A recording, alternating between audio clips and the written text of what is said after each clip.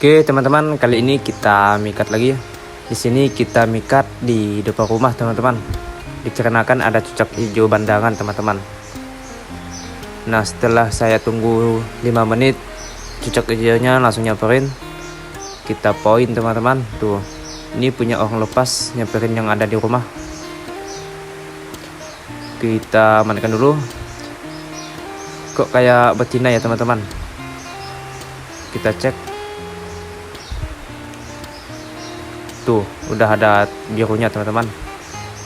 Betina ini kita rilis. Kita rilis saja teman-teman karena betina.